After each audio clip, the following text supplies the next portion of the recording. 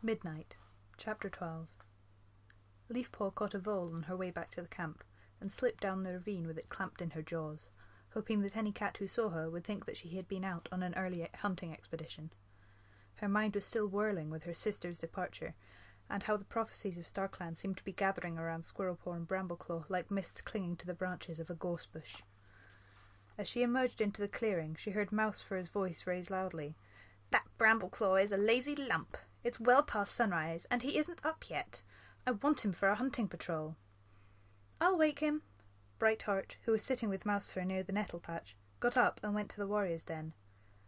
Leafpaw felt a cold knot in her belly at the thought of what would happen when the rest of ThunderClan discovered that Brambleclaw and Squirrelpaw had vanished.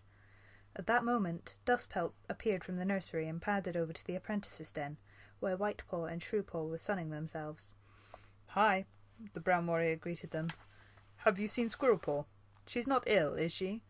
She's usually raring to go by now, before I've even had time for a piece of fresh kill." Whitepaw and Shrewpaw exchanged a glance. "We haven't seen her," Whitepaw mewed. "She didn't sleep in the den last night." Leafpaw saw Dustpelt roll his eyes. "What is she up to now?" Brightheart pushed her way out of the warrior's den and bounded across to Mousefur. Leafpaw trotted across to the fresh kill pile with her vole so that she could hear what they were saying. "Brambleclaw's not there," Brightheart reported. "What?" Mousefur's tail twitched in surprise. "Where is he, then?" Brightheart shrugged. "He must have gone hunting on his own. Never mind, Mousefur. Cloudtail and I will come with you." "Fine," Mousefur shrugged, and as soon as Cloudtail emerged from the den, blinking sleep out of his eyes, she roused Spiderpaw, and all four cats left the camp. Meanwhile, Dustpelt was heading for the fresh kill pile, irritably calling upon StarClan to tell him how he was supposed to mentor an apprentice if she was never where she was meant to be. "If you see your sister," he growled to Leafpaw, "tell her I'm in the nursery, and she had better have a good excuse for going off on her own again." He snatched up a starling and headed back to Ferncloud. Leafpaw watched him go before heading to the fern tunnel that led to the medicine cat's den. She was relieved that Dustpelt had not stopped to question her about Squirrelpaw, but she knew that as time went on and on, the two cats did not return, though there would certainly be questions, lots of them, and she had no idea at all how to answer. By midday, gossip was beginning to fly around the camp. On her way through to the main clearing to fresh kill for Cinderpelt, Leafpaw overheard Firestar ordering the patrols to keep an eye open for the two missing cats. "So, Brambleclaw is padding after Squirrelpaw, is he?" Cloudtail remarked, his eyes gleaming with amusement. "Well, she's a very attractive young cat, I'll say that for her." "I can't think what they're up to." Firestar sounded more annoyed than worried. "I'll have something to say to both of them when they come back." Leafpaw crouched down, pretending to be choosing the best piece of prey, while the warriors dispersed, leaving her father and mother alone together. "You know," Sandpaw meowed to Firestar, "Greystripe told me what happened last night, when you found them hunting alone. It sounds as if Squirrelpaw and Brambleclaw haven't been back since. From what Greystripe said about the way you spoke to them, I'm not surprised if they want to get away from you for a while." "Surely I didn't upset them that much." Firestar sounded anxious. "Not enough to leave the camp." Sandstorm gave him a direct look from wide green eyes, just like Squirrelpaw's. "I've told you over and over that you just don't get anywhere with Squirrelpaw by criticising her and ordering her around. She'll do just the opposite, just to be difficult." "I know." Firestar let out a heavy sigh. "It's just this prophecy. Fire and tiger together, and trouble for all the forest. I thought, after we dealt with BloodClan, that all the clans would be at peace." "We've had many moons of peace." Sandstorm padded up to Firestar and pressed her muzzle against his cheek. "All thanks to you. If there is more trouble to come, it's not your fault. I've been thinking about that omen," she went on, sitting down with a quick glance around to make sure none of the warriors were in earshot.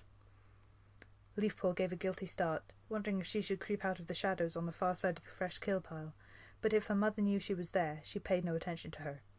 After all, Leafpaw already knew about the StarClan messages. "It mentions fire and tiger and trouble," Sandstorm continued, "but it doesn't say that fire and tiger will cause the trouble, does it?" Leafpaw saw a shiver run right through Firestar's body, rippling his flame-coloured fur. "You're right," he murmured. "That prophecy might mean that they'll save us from the trouble." "It might." Firestar straightened up, suddenly looking very young. Then it's even more important to get them back, he burst out. I'll lead a patrol myself. I'll come with you, mewed Sandstorm. Raising her voice, she added, Leafpaw, you've had time to sniff every piece of prey on the fresh kill of that pile. Cinderpelt will be waiting, and remember that you've promised not to say anything to any cat about this message from StarClan.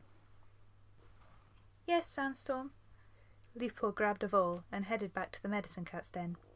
She wondered if she ought to confess what her sister had told her about the journey, but she had promised Squirrelpaw to keep silent too. The weight of the 2 secret prophecies weighed on her fur like raindrops. She did not know how she would manage to keep both her promises and stay faithful to her vows as a medicine cat to act only for the good of the clan, all at the same time.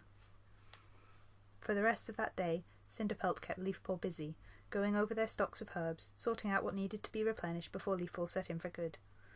The sun was going down, and the air growing cold with the scent of damp leaves, when they heard the noise of a cat brushing through the fern tunnel. It's Firestar, Cinderpelt meowed, glancing over the mouth of the den. You carry on with that, and I'll see what he wants. Leafpaw was thankful to stay hidden in the hollow rock and count juniper berries. She caught a glimpse of her father in the clearing outside, the sun turning his pelt to a brilliant flame, and shrank further back so that he would not see her. There's no sign of them anywhere. Firestar sounded weary.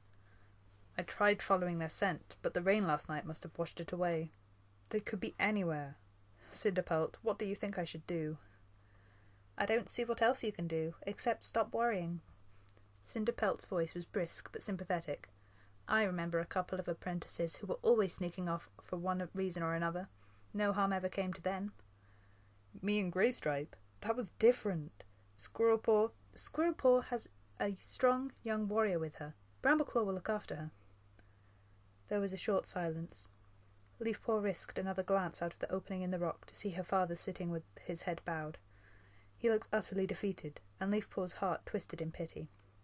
She wanted to go and comfort him, but there was no comfort she could give without breaking her word. It's my fault, Firestar went on, in a low, shaken voice. I should never have said what I did. If they don't come back, I'll never forgive myself. Of course they'll come back. The forest is safe at the moment. Wherever they are, they will be well fed and sheltered. Maybe. Firestar didn't sound convinced. Without saying any more, he got up and disappeared into the fern tunnel. When he had gone, Cinderpelt came back into the cave. Leafpaw, she meowed, do you know where your sister is now?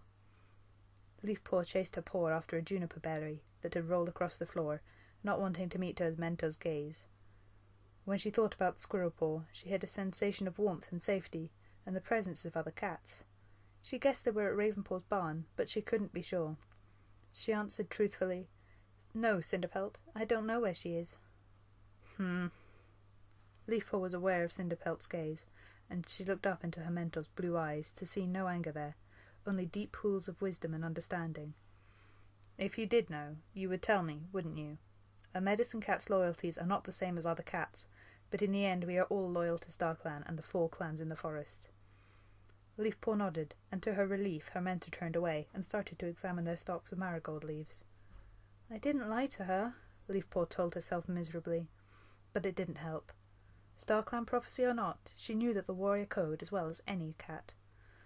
One of the worst things an apprentice could do was lie to her mentor, and even though her words she had spoken had been the exact truth, Leafpaw felt desperately guilty. Oh, Squirrelpaw, she protested, why did you have to go?